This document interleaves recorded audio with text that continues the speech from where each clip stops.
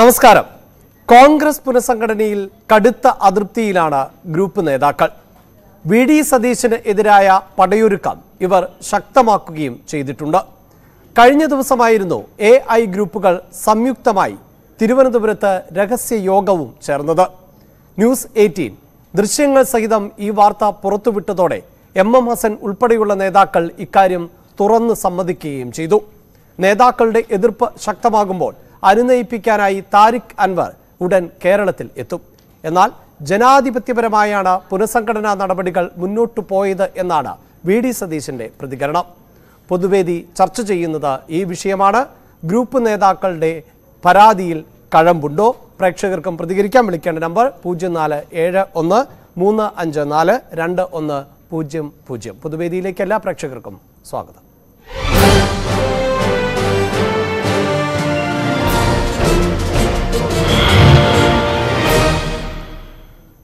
മഞ്ചേരിയിൽ നിന്ന് മുഹമ്മദ് എന്ന പ്രേക്ഷകനിൽ നിന്നാണ് ആരംഭിക്കുന്നത്. മുഹമ്മദ്, ഈ കോൺഗ്രസിനെ സംബന്ധിച്ചിടത്തോളം പുനഃസംഘടന, ഭാരവാഹിത്വം, ഇത്തരം ഘട്ടങ്ങളിലെല്ലാം നേതാക്കൾക്ക് അതൃപ്തി ഉണ്ടാകാറുണ്ട്, വലിയ പൊട്ടിത്തെറികൾ സംഭവിക്കാറുണ്ട്, പിന്നീട് അത് പരിഹരിക്കപ്പെടാറുമുണ്ട്. ഇപ്പോൾ ഈ നേതാക്കൾ ഉന്നയിക്കുന്ന പരാതികളിൽ കഴമ്പുണ്ട് എന്ന് താങ്കൾ കരുതുന്നുണ്ടോ? നമസ്കാരം സാറേ. നമസ്കാരം, പറയൂ. ഈ കോൺഗ്രസിന്റെ കാര്യം പലപ്പോഴായിട്ട് നമ്മളെ ബഹുമാനപ്പെട്ട ന്യൂസ് 18 പല പ്രാവശ്യം പറഞ്ഞതാണ്. അതെ, ഇന്നിപ്പോ അത് കൊണ്ടുവന്നു. വളരെ നല്ല കാര്യമാണ്. അവരെ പറ്റി അങ്ങനെ പറഞ്ഞിട്ട് കാര്യമൊന്നുമില്ല. അവരിങ്ങനെ കുറെ പറയും, അങ്ങോട്ട് പറയും, ഇങ്ങോട്ട് പറയും, ഈ ഗ്രൂപ്പ് മറ്റേ ഗ്രൂപ്പ് എന്ന് പറഞ്ഞ് നടക്കുക. അപ്പൊ അതൊക്കെ ഈ ഭരണമില്ലായ്മയാണ്. അത് 7 വർഷമായില്ലേ UDF UDF പുറത്തേക്കണ്. അപ്പൊ ഈ ഭരണമില്ലായ്മ വന്നപ്പോ അവർക്ക് കുറെ ഇങ്ങനത്തെ കളികളാണ്. ഇങ്ങനെയൊക്കെയാണ് ഈ ഭരണത്തിലിരുന്ന സമയത്തും ഇത് തന്നെയായിരുന്നല്ലോ സാഹചര്യം. ഇതിപ്പോൾ ഈ കഴിഞ്ഞ 7 വർഷമായി കേൾക്കുന്നതാണോ? അങ്ങനെ പല പ്രശ്നങ്ങളും ഉണ്ടായിരുന്നു. ഭരണമില്ലായ്മ കൊണ്ട് കുറെ പ്രശ്നം കൂടുതലായിരിക്കാം. എങ്കിലും കൂടിയിട്ട് തെരഞ്ഞെടുപ്പ് വരുമ്പോൾ അവർ ഒന്നിച്ച് ഒരു സമയം ഉണ്ടായതാണ് ഇപ്പൊ ഇവിടെ കണ്ടിട്ടുള്ളത്. അപ്പൊ എല്ലാവരും തെറ്റുമാറി ഒരുമിക്കും എന്നുള്ളതാണ് ധാരണ. എന്തായാലും ഈ അഭിപ്രായ ഭിന്നതകളൊക്കെ ഇവിടെ അറിയില്ല. എന്തായാലും സമയം അതിക്രമിച്ചോ ഇത്തരം ഗ്രൂപ്പ് വഴക്കുകളുമായി തുടരേണ്ടത് എന്ന സംശയമാണ് മുഹമ്മദ് സൂചിപ്പിച്ചത്. രവീന്ദ്രൻ എന്ന പ്രേക്ഷകനുണ്ട് ആലത്തൂരിൽ നിന്ന്. രവീന്ദ്രൻ, കഴിഞ്ഞ 7 വർഷമായി ഭരണത്തിൽ ഇല്ല, പ്രതിപക്ഷത്തിരിക്കുന്ന ഒരു സാഹചര്യമുണ്ട്. അതിന്റെ ഒരു പ്രതിസന്ധിയാണിപ്പോൾ കോൺഗ്രസ് നേരിടുന്നത് എന്നാണ് നേരത്തെ പ്രേക്ഷകൻ പറഞ്ഞത്. പക്ഷേ കോൺഗ്രസിന്റെ ചരിത്രം പരിശോധിച്ചാൽ എപ്പോഴും നമുക്കിത് കാണാൻ സാധിക്കാറുണ്ട്. അതിനിടയിലാണ് സെമി കേഡർ സംവിധാനത്തിലേക്കൊക്കെ പാർട്ടി പോകുന്നു എന്ന് KPCCയുടെ അധ്യക്ഷനും അവകാശപ്പെടുന്നത്. അപ്പോൾ ഇത്തരം ഗ്രൂപ്പ് എതിർപ്പുകൾക്ക്, ഗ്രൂപ്പ് നേതാക്കളുടെ പിണക്കങ്ങൾക്കൊക്കെ കഴമ്പുണ്ടോ?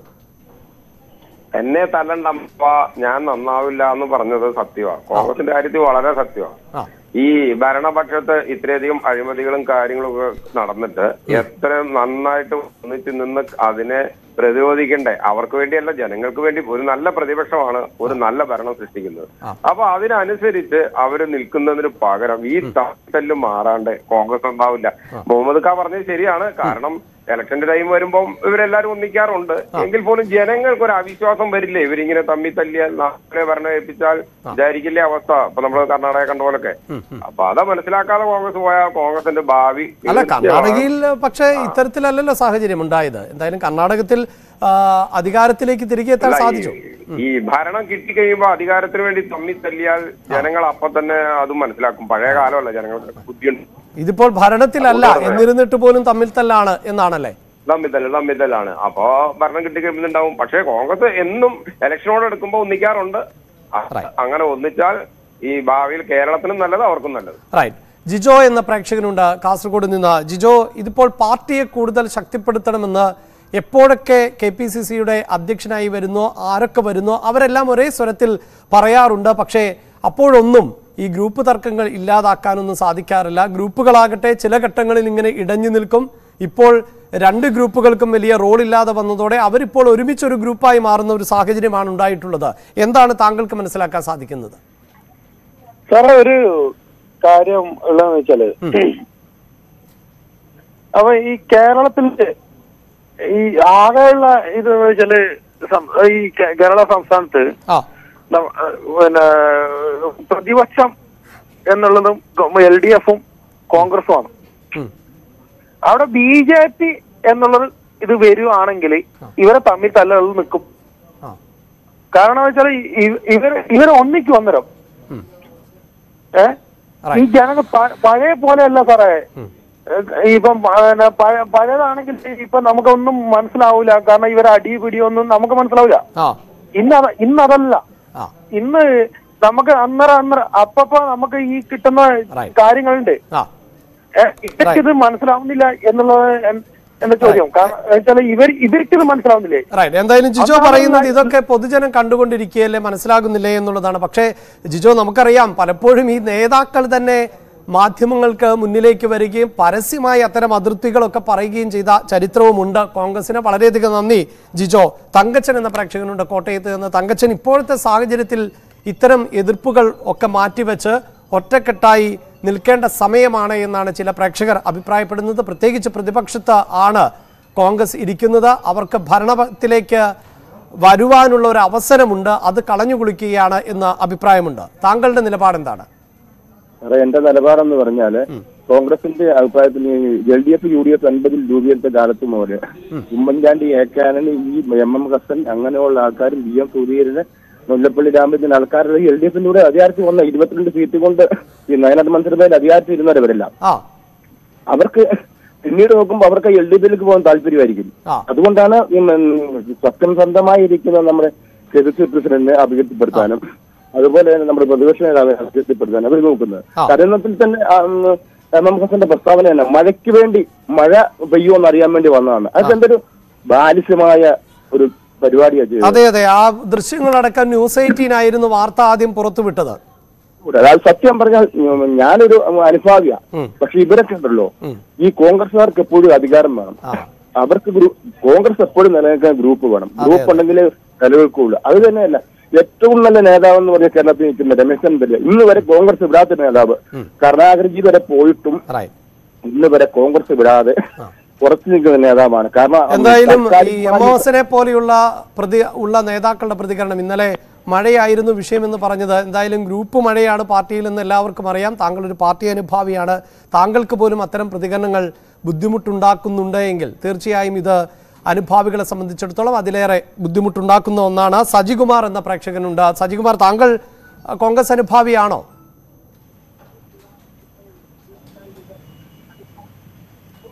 സജികുമാർ, അതെ അതെ, ഹലോ ഹലോ ഹലോ, കേൾക്കാമെങ്കിൽ ടെലിവിഷനിൽ ഞാൻ കോൺഗ്രസ് അനുഭാവിയല്ല, പക്ഷെ കണ്ടുകൊണ്ടിരിക്കുമ്പോ ഈ കോൺഗ്രസുകാരുടെ അഴിമതി ഇത് നിരന്തരം കേരളത്തിലെ മുഖ്യമന്ത്രി കുറ്റം പറഞ്ഞുകൊണ്ടിരിക്കുന്നത് നിർത്തുക. എന്നും രാവിലെ വെച്ച് സജികുമാർ ടെലിവിഷനിൽ ശ്രദ്ധിക്കുന്നത് കൊണ്ടാണ്. എന്തായാലും നമുക്ക് വരും ദിവസങ്ങളിൽ മറ്റു പ്രതികരണത്തിലേക്ക് പോകാം. മാത്യു കോട്ടയത്ത് നിന്ന് ചേരുന്നുണ്ട്. മാത്യു, പല ആളുകളും അതായത് കോൺഗ്രസിനെ സംബന്ധിച്ചിടത്തോളം അവർക്ക് അവസരം നഷ്ടപ്പെടുത്തുന്നത് അവർ തന്നെയാണ് എന്ന വിലയിരുത്തൽ ഇതിനോടകം തന്നെ നടത്തിയിട്ടുണ്ട്. കോൺഗ്രസിനെ സംബന്ധിച്ചിടത്തോളം ഗ്രൂപ്പ് തർക്കങ്ങൾ അല്ലെങ്കിൽ ഗ്രൂപ്പുകൾ പിന്നീട് നേതാക്കൾക്കെതിരെ തിരിയുന്നത് ഇതൊന്നും പുതുമയുള്ള കാര്യമല്ല. പക്ഷേ ഈ സാഹചര്യത്തിൽ അല്ലെങ്കിൽ മാറുന്ന കാലഘട്ടത്തിൽ അതൊക്കെ ഒഴിവാക്കപ്പെടേണ്ടതാണോ? നമസ്കാരം. നമസ്കാരം, പറയൂ. സാറേ, ഈ കോൺഗ്രസിന് തുടർച്ചയായിട്ട് കേന്ദ്രത്തിലും ഭരണമില്ല, കേരളത്തിലും ഇല്ല. അതെ, അപ്പൊ അടുത്ത ഭരണമെങ്കിലും പിടിച്ചെടുക്കാൻ ഇതുങ്ങൾ നോക്കുകയല്ലേ. കോൺഗ്രസ് ഇതുങ്ങൾ തമ്മിൽ വഴക്കുമാണ്, എല്ലാ അധികാരമോഹികളുമാണ്. എത്ര ഗ്രൂപ്പ് ഉണ്ടെന്ന് കോൺഗ്രസിലുള്ളവർക്ക് പോലും അറിയാൻ മേല. ഒരു വെള്ള ഉടുപ്പിട്ട് ഒരു 10 പേരുണ്ട്, അവർ തമ്മിലൊരു ഗ്രൂപ്പ്. ഒരു അഭിപ്രായ വ്യത്യാസം ഉണ്ട്, അത് പിന്നെ 2ആയി, പിന്നെ അത് 3ആയി മാറുകയാണ്. ഇതുങ്ങൾ തമ്മിൽ തല്ലി അടുത്ത ഒരു ഭരണവും ഇതുങ്ങൾക്ക് കിട്ടാൻ പോകില്ല. നിങ്ങൾക്ക് ഒരുമയില്ല. പിന്നെ ഇവരുടെ ഈ കോൺഗ്രസിന്റെ കോൺഗ്രസ് എന്ന് പറയണ കോൺഗ്രസ് എന്ന് പറയുന്ന ഒരു സംഘടനയായിട്ട് നിൽക്കണം. അതിനകത്ത് എയും ബിയും സിയൊന്നും വേണ്ട, കോൺഗ്രസ് മതി. ഇത് ABCID അതാണ് നേരത്തെ KPCC അധ്യക്ഷൻ പറഞ്ഞത്. ഇതൊരു സെമി കേഡർ സംവിധാനത്തിലേക്ക് വരുമെന്ന്. എന്തായാലും അതിന്റെ ലക്ഷണമൊന്നും അല്ല ഇപ്പോൾ കാണുന്നത് എന്നാണ് പറയുന്നത്. ജോയ് എന്ന പ്രേക്ഷകനുണ്ട്. ജോയ്, ഈ തെരഞ്ഞെടുപ്പ് ഉൾപ്പെടെയുള്ള കാലഘട്ടത്തിൽ ആണ് വലിയ തോതിലുള്ള ഗ്രൂപ്പുകളുടെ സ്വാധീനം പ്രകടമായിരുന്നത്. എന്നാൽ അത്തരം സ്വാധീനമൊക്കെ കുറഞ്ഞു വരുന്നുണ്ട് എന്ന് ഒരു വിഭാഗം നിരീക്ഷിക്കുന്നുണ്ട്. VD സതീശൻ പറഞ്ഞതാകട്ടെ, ഇത് ജനാധിപത്യ രീതിയിൽ മാത്രമാണ്, തൻ്റെതായ ഒരു താല്പര്യവും ഈ പുനഃസംഘടനയിൽ ഉണ്ടായിട്ടില്ല എന്നാണ് അദ്ദേഹം പറഞ്ഞത്. താങ്കൾക്ക് അങ്ങനെ തോന്നുന്നുണ്ടോ?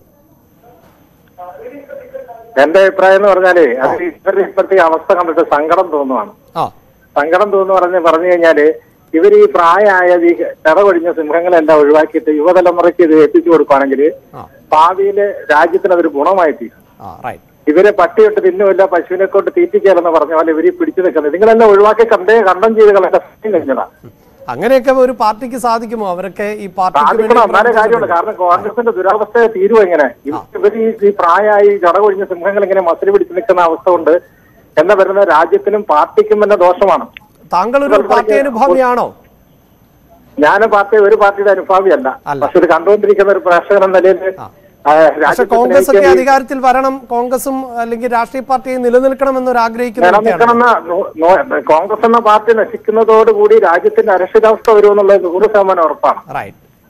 അങ്ങനെ വിശ്വസിക്കുന്ന ആരാണ് ഞാൻ. വളരെ നന്ദി ശ്രീ ജോയി. എന്തായാലും പ്രേമൻ എന്ന പ്രേക്ഷകനുണ്ട്. പ്രേമൻ, ഈ ഗ്രൂപ്പ് നേതാക്കൾ ആത്മപരിശോധന നടത്തണം എന്നാണ് വി.ഡി. സതീശൻ ഇന്ന് മാധ്യമങ്ങളെ കണ്ടപ്പോൾ പറഞ്ഞത്. അതായത് ഇത്തരം പ്രവർത്തികളൊക്കെ കഴിഞ്ഞ ദിവസമായിരുന്നു തിരുവനന്തപുരത്ത് ഇവരുടെ രഹസ്യ യോഗം ചേർന്നത്. ന്യൂസ് 18 ആയിരുന്നു ആ വാർത്ത പുറത്തുവിട്ടത്. ദൃശ്യങ്ങളടക്കം പുറത്തുവിട്ട ഒരു പശ്ചാത്തലത്തിൽ പിന്നീട് ഒഴിഞ്ഞു മാറാൻ പറ്റുന്നുണ്ടായിരുന്നില്ല. എന്താണ് താങ്കൾക്ക് മനസ്സിലാകുന്നത്? അല്ല, ഗ്രൂപ്പ് പ്രവർത്തനം എന്ന് പറഞ്ഞാൽ കോൺഗ്രസിന്റെ കൂടെപ്പിഴപ്പാണ്. അതെ, വെന്നല ബാലകൃഷ്ണ പിള്ള അധ്യക്ഷനായ സമയത്ത് മാത്രമാണ് ഗ്രൂപ്പിന് അതീതമായ ഒരു പ്രവർത്തനം നടന്നിട്ടുള്ളത്. അത് സുധീരനും ഗ്രൂപ്പിന് അതീതനായ ഒരു വ്യക്തിയായിരുന്നു. പിന്നെ 19 MP സീറ്റ് നേടിക്കൊടുത്ത തെരഞ്ഞെടുപ്പിൽ നേടിക്കൊടുക്കുന്ന സമയത്ത് മുല്ലപ്പള്ളി രാമേന്ദ്രനായിരുന്നു അദ്ദേഹം. നിയമസഭാ തെരഞ്ഞെടുപ്പിൽ അന്ന് പരാജയപ്പെട്ടത്. പക്ഷെ 19 സീറ്റ് നേടി. അല്ല, ഈ 19 സീറ്റ് നേടിയ സാഹചര്യമൊക്കെ താങ്കൾക്ക് ഓർമ്മയുണ്ടാകുമല്ലോ. അന്ന് ഈ ശബരിമല പ്രക്ഷോഭമൊക്കെ ശക്തി പ്രാപിച്ചിരുന്ന ഒരു സമയമുണ്ട്.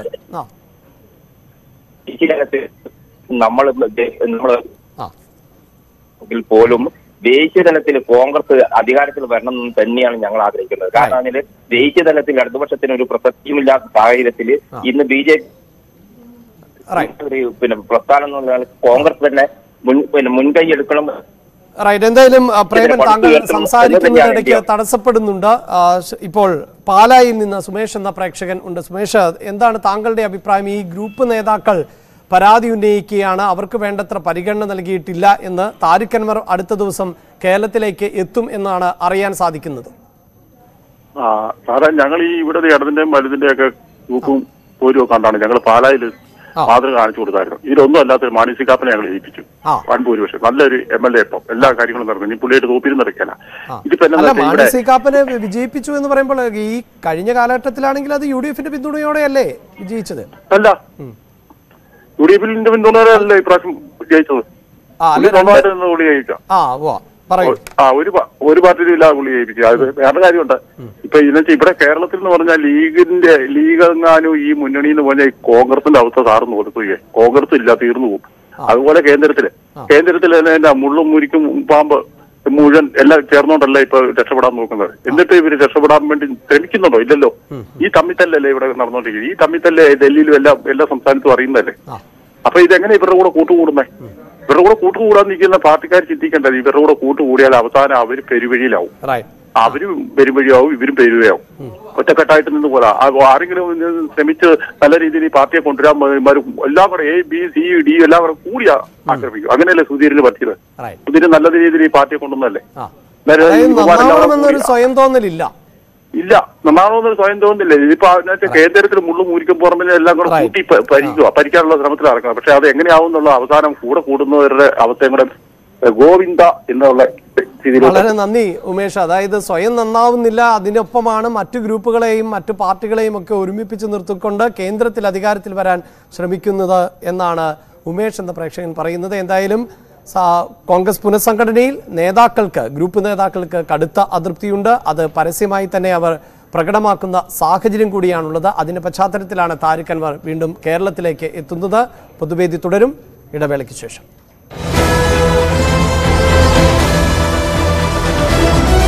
കോൺഗ്രസ് പുനഃസംഘടനയിൽ ഗ്രൂപ്പ് നേതാക്കളുടെ പരാതിയിൽ കഴമ്പുണ്ടോ എന്നാണ് പൊതുവേദി ചർച്ച ചെയ്യുന്നത്. ഇപ്പോൾ തൃശ്ശൂരിൽ നിന്ന് ജോൺസൺ എന്ന പ്രേക്ഷകനുണ്ട്. ജോൺസൺ, ഈ ഗ്രൂപ്പുകളെ വെട്ടിനിർത്തിക്കൊണ്ടുള്ള ഒരു പുനഃസംഘടനയാണോ ഇപ്പോൾ നടന്നിട്ടുള്ളത്? സാറേ നമസ്കാരം. എനിക്ക് പറയാനുള്ളത്, ശ്രീ കെ സുധാകരൻ പ്രസിഡന്റായ സമയത്ത് അവരോധിക്കപ്പെട്ടപ്പോൾ അദ്ദേഹം പറഞ്ഞു ഇതിനൊരു സെമി കേഡർ പാർട്ടിയാക്കി മാറ്റും എന്ന്. അപ്പോൾ എന്തോ ഒരു പ്രതീക്ഷയുണ്ടായിരുന്നു, പക്ഷെ ഒന്നും സംഭവിച്ചില്ല. ശ്രീ വി ഡി സതീശൻ പ്രതിപക്ഷ നേതാവായപ്പോൾ അദ്ദേഹം പറഞ്ഞു പ്രതിപക്ഷത്തിന്റെ പ്രവർത്തനങ്ങൾക്ക് പുതിയൊരു ശൈലി ഉണ്ടാവും എന്ന് പറഞ്ഞു. പക്ഷെ അതും ഒന്നും സംഭവിച്ചില്ല. എല്ലാം നമ്മൾ നാടൻ ചൊല്ലുപോലെ ശങ്കരൻ വീണ്ടും ഇന്ന് കോക്കനട്ട് ട്രീ എന്ന് പറഞ്ഞതുപോലെയാണ് അവസ്ഥ.